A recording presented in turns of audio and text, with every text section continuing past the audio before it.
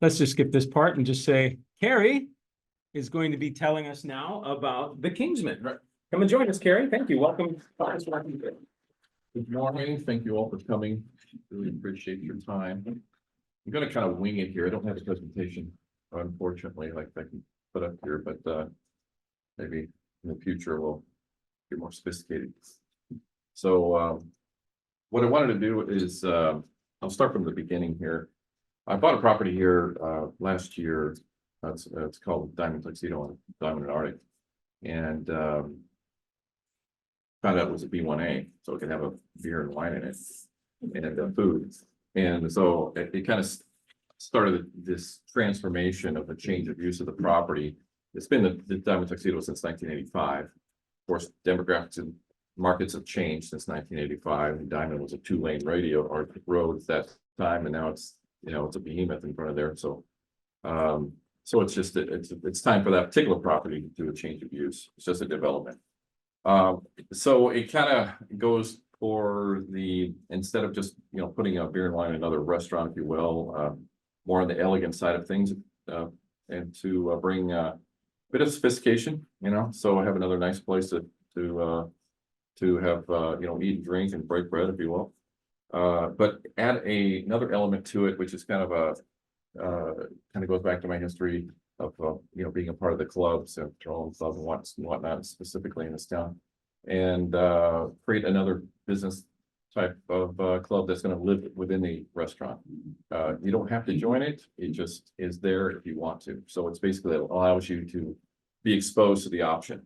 So basically, eventually the restaurant would, like, once a week, it'll turn into the Investors Alliance, and then we'll talk about investments and and then it goes back into being a restaurant and whatnot, and networking, and whatever member wants to be there.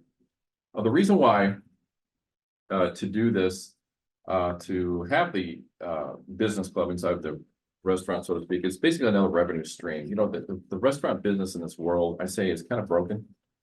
It's hard to get employees. It's hard to keep it a profitable business. It's a very fragile type of business. Comes and goes, if you will. So the membership model eventually will go into a membership model. It kind of start off as just a restaurant, anybody can come and go, but it will tend to graduate into a business model or a business type of membership type model.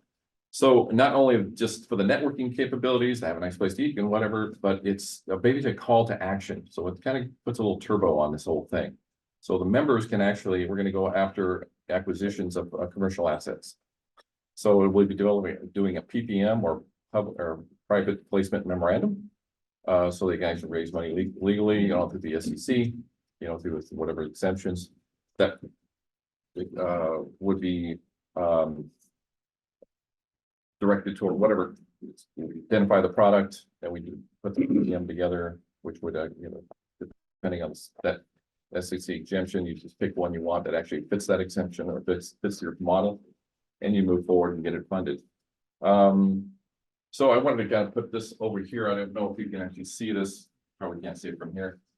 But anyway, so it starts off with the Kingsman. It's basically the restaurant part of the thing. You get your members, which basically support the Kingsman, which basically the part of the membership fees, instead of just going to, which is most models, just the membership fees, it's just because you're allowed to just come in and network. That's that's what you're paying for. In most cases, when it comes to business models or business clubs, you're just paying a membership to show up and whatever wares or product you have or whatever, you can talk to the members. It's just a networking opportunity. So this basically takes the membership fee and basically allows that to basically create a syndication. And that syndication is basically to form the idea and to go after the commercial asset and do the process of doing that. So it's kind of a sophisticated process of creating a syndication. It's not for the faint of heart. It's kind of an expensive process as well. Hence the reason why if you have many members, you can support this on a consistent basis, which is very key to the entire process of syndications. You need to be consistent and persistent. You need to be able to look at multiple products at a given time to be able to analyze them and get to the position where do you want to go say yes or no moving forward with that process. And of course that's time consuming, and there's consultants involved and whatnot to get it to the bottom line of eventual acquisition. So the syndication process, if anybody doesn't know that, syndications are, generally speaking, it's an 80-20 split. So if you are a syndicator or the sponsor or that is bringing this together, but you're doing all the due diligence, the work to actually finding it, there's a whole bunch of it. So you're forming the idea, you get you're doing the due diligence, you're building a syndication team, which we already have, creating the investment offering, the capital raising, securing financing, and closing the deal. And then post-acquisition management, equity distributions, and reporting and communications. That's for each one of these syndications. So it's, you do it once and then you rinse and repeat, just continue. You're basically stacking revenue for the sake of bringing this into a keep it in a nutshell. Once you do one, you just keep doing the other one. You basically keep stacking revenue. So in the process of doing that, you keep 20% of the equity in that property or whatever it may be. So the syndication, you create it, 80% goes to the LPs, the limited partners. That's the people that are actually paying for this entire process. 20% because you're kind of a sweat equity, that stays with this, that stays with the syndicator, which basically goes back to the Kingsman. So 20%, and you actually can control the asset itself as well. So the asset is actually owned by, and you're basically just, you're sending the profits or most of the profits to the LPs. That's the way syndications work today. And 80-20 is generally the split. Some of them are 70-30, depending on the syndicator and or the deal. So these are the ones I just mentioned here, form the idea, comprehensive syndication. I just went through all that. So what does this allow you to do? What's the purpose? Well, it allows somebody who is trying to get into the real estate world in some manner to actually see it and actually experience it in real time, actually see how it's done. And actually, bring up your acumen, if you will, the whole process of doing that. And the networking opportunity. So it allows it elevates the entire process. If somebody wanted to be in a networking community, it brings a whole new level or ups the level of the game, if you will, of not just handing out your card and seeing you next week and we'll share another beer or whatever. So this allows for at the end of the day too, is that the membership, they experience it's not just you're just giving $100 away a month and good luck, thanks very much. There's a return on that. So that 20%, once you actually rinse and repeat and you start stacking these revenue streams and those assets, eventually becomes quite a portfolio. Okay. This mechanism, this process, this piece right here is key to the entire process of actually making this work. Because you actually have somebody that being a part of the drone club taught me a little bit about the whole process. I was there about 10 years. Is that it's been there since 1958. And it's basically a networking club. But that networking club would have never survived if it didn't have two things, or three things actually. A stable location, food and beverage. That's the main things that it offers, it brings to the table, so people can actually come in and congregate and actually, do what humans do, come together as a village, if you will. So this provides that same atmosphere. So we're going to basically be doing the same thing, but we're going to actually, up level as far as like the food and beverage part of the thing is going to be kind of a Hemingway-esque or dark academia type of atmosphere. So it's going to be when you walk in, it's going to it's not going to be Alaska. So it's going to be a little bit of walking in, it's going to be a little more of an elegant experience. So it is about 1,200 square feet of actually the open space. As far as it's about 65 tables are going to be in the entire space, if you will. And so it'd be able to get a good amount of people in there at a given time. The commercial assets that we'd be going after would be in the 7-figure range minimum, or the first thing that is required is cash flow assets. And this process requires, again, consistency and persistency in the process of doing this.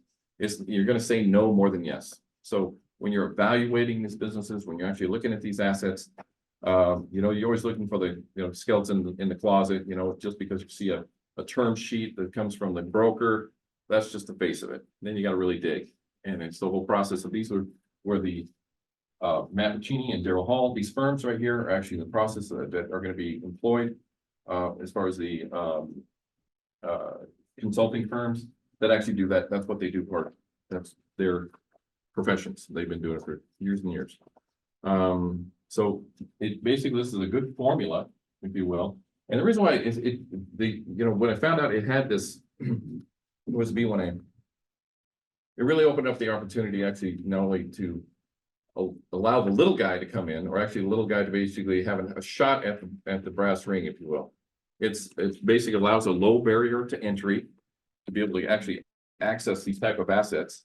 To try to get it on your own, good luck. I mean, God bless you, I hope you can do it. But it's a very daunting process, especially in today's world with interest rates, inflation, banks are off the table. There's lots of headwinds right now and actually going down this road. But at the same time, you're always in the market because there's always an opportunity somewhere, whatever it may be. And there's lots of things that are actually changing the dynamic of this process because of called the 4Ds. Death, divorce, disability, and disease. Which, we have, I don't know, this number that keeps being thrown out there. There's $10 trillion worth of businesses that are going to be actually changing hands over the next 10 years. The baby boomers are getting out. And so that's basically a huge market that can be tapped into.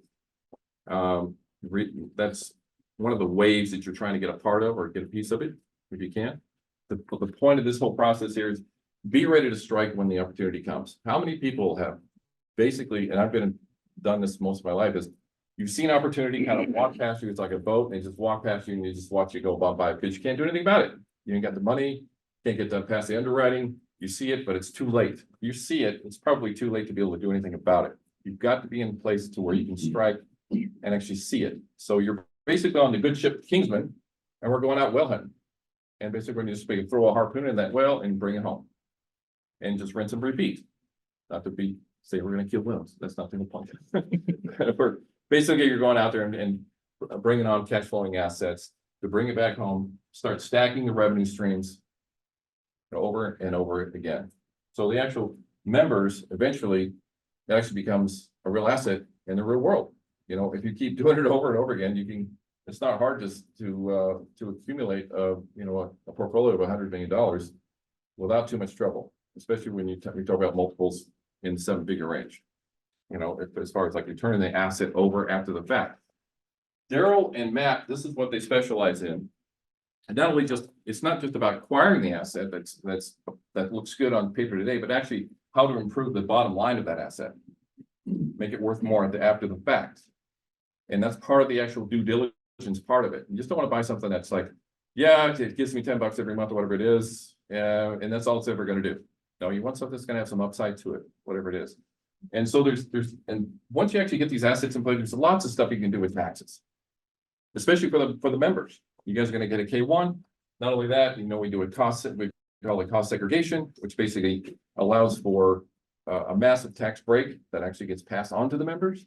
So if you got a W-2, guess what? Your K1's got, wow, we had a loss here, basically in the cost segregation part of it. It actually takes off your actual W-2 income. So there's lots of benefits in the whole process of doing this. Not to mention, you get to see their deal real time. You get to see these assets being acquired, how we do it. That's real, the value of that, where it's seen, instead of just reading it in a book and going out there and hopefully you can pull it off. Good luck. That's what a lot of these programs you can teach is they'll, there's, I don't know how many case more, there's a bunch of them out there, gurus. They want you to come to Vegas, whatever it is, spend your 3 days, drink too much. And there's lots of talking heads up there. And, there's, glad handing each other and basically they're selling their product. And at the end of the table over here, but if you really want to be a part of the program, spend your $8,000 or $10,000 to be a part of the intergroup, if you will. That's the pitch over and over again. I've been to these things. And what happens is you come home with your bag of books, right? And then, life gets in front of, in the way of attention all the time. You got kids, you got family, you got whatever. So these books end up just sitting over there. And you start trying to dig into them after your 10 hours of work or whatever you got going on. Your mind is not ready to actually absorb it. I'm not really good at comprehension beyond it. It's like reading. It's like, okay, now I've read it. Now how do I execute with it? And that whole process can be very daunting, especially for something like this. This is a sophisticated process. You need to have people that actually know what they're doing. It's kind of dangerous if you want to do it on your own. Step on landmines, economically speaking. So you want to be, you want to have somebody that knows how to drive the ship. And that's what this whole thing is. So it allows a little guy to get in. It allows, and you can actually see it done over and over and over and over again. And in that process, you're actually educating yourself real time. So not only the membership, you can actually guys go say, hey, listen, we can do this on our own. So you guys go find your own product or whatever and actually go through the process of actually talking to these guys. I don't have any like exclusivity to these people. So if you want to actually use them yourself, you create your own syndications. You get the memberships come together. It's not just us. There's no secret sauce here. It's like, this is my deal, this is my, patented product and I can only do it by myself. This allows for the people to actually get it, be a part of something that can be executed on your own if you wanted to in the future. So it does a lot of things. It brings people together in a community. It brings them together for something that, and being able to put an asset in their portfolio that they would probably never have access to, generally speaking. And it allows for growth within the membership. It's just a lot of there's a lot of upsides to the whole process of actually bringing people together to do a common goal in doing what we're talking about here. Let me see if I got some notes here. Got about 1 minute left. Okay, 1 minute. Okay.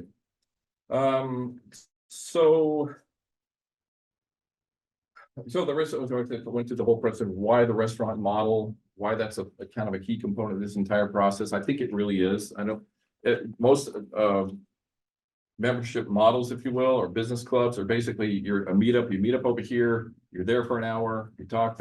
There's no call to action. You basically walk away. And you rinse and repeat, do the same thing somewhere else, and you're paying so much a month to do that, generally speaking.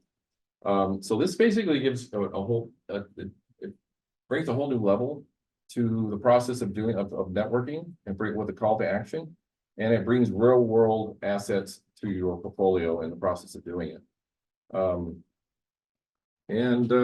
That's basically it as far as like call it the presentation, if you will, of why we're doing it. I would like to see how many people got any questions about. Sometimes I can do that and confuse the hell out of people. It's like, what are you talking about? But please, yeah, outstanding. Thank you. Let's all hear it. please ask the questions. We Yeah, got one in the go chat. ahead. Go ahead. Oh, we'll start here then. Go ahead. Yeah, so you said that the restaurant was the core to your business. Yeah. If I understand where your casino shop is right now, it's between a brown jug, right? No, it's actually a discount liquor and Discount. Yeah, I'm sorry. yeah, Value liquor. in Gallows. And Gallows, Yep, right? yep, yep. So. There's a condo in between it, but he owns that condo too. Yeah. Right. And so, and you're gonna have about 65 tables. Well, we're gonna kick out, this is another thing I didn't get to. So we have started the process, the permitting process that started last August, or actually June, July last year when I bought the process after I found out. So we're already got our first permit, a change of use permit. We've got our AMCO license that's being in review right now. We've already got the health department that's engaged. So we're everything's coming to a head to actually engage and actually do the transformation. Yeah. We're actually gonna do the front of the building's got a kind of a window wall. There's a 12-foot empty space in front of it that we're gonna kick that window wall out. I got all the drawings and everything for this as well. And So a lot of the architecture and stuff is So- done, the permitting process is well underway. my question Uh-huh. is, so you have Gallows, you have Value Liquor. Value Liquor right now already has issues with Gallows parking in front of their store. There probably will be some issues with parking. It's not, but you went downtown, try to park in front of, And so one of these other places, so. your main competition, if there is any, being the petroleum club, in my mind, right, has ample parking, meeting space, all that. And so if the restaurant is the core of your business at this point, like, how are you gonna overcome that? I don't think the parking is gonna keep people from coming. And stop Really people from going to Gallows? Yeah, it's, And then you're talking about like an upscale. yeah, right? So- I just think that, my opinion, for what it's worth, but if I wanna go to someplace like Ginger or whatever, the parking doesn't stop me. I gotta walk down the street and park over here. There's parking on the very end of the thing. There's like this very empty thing that they said we can use as well. Any Everybody thoughts wants of something ballet? new, in this town when it comes to this whole thing. So, creating something like this, what's that? I say, any chance at ballet or anything? No, you could do ballet, yeah, and there's an option there. There's an option there. We could, I think that would be overcome. I don't think that's a stopping point. Nobody's told me that's a stopping point at this point. I mean, you brought it up and I understand it probably will be, especially if we get busy one night or whatever. But I don't think that's a game stopper. I agree that the Trolling Club has ample parking out there. But, nobody wants to stay in a cave, when you go over there, especially when the sun's out. And we're south facing, so the sun actually beaming in. We don't have any issues with that. And so when this outside atrium is going to be actually south facing, so it's gonna be a lot of sun to be able to get in. And so there's that aspect of it. It's the networking side of things is going to bring the value proposition. It's not just the eats, obviously. So there's a real so it brings something to the table that just, I'm just gonna get beer and wine and oysters or whatnot. And that's what it probably is gonna be. It's gonna be kind of a one-page, kind of a tie-in tapas kind of thing, oyster scallops or whatnot. It's going to be an interesting new experience, especially when it comes to the bringing this whole thing into bear. And when people actually understand it, it's going to be an educational process, of course. Definitely. Just to keep us going, Keith, what's your Oh, question? good. Actually, I think you might have answered one. But one is what is gonna be the cuisine of this, Yeah, it's gonna be like a high-end tapas type of operation, if you will. We have a menu right now, but that could change when the new chef comes on. He might not like it, or he might have his own flavor or whatever. But it's really gonna be on the high, again, probably a one-pager type of thing. Specials. It's not gonna be a book or anything like that.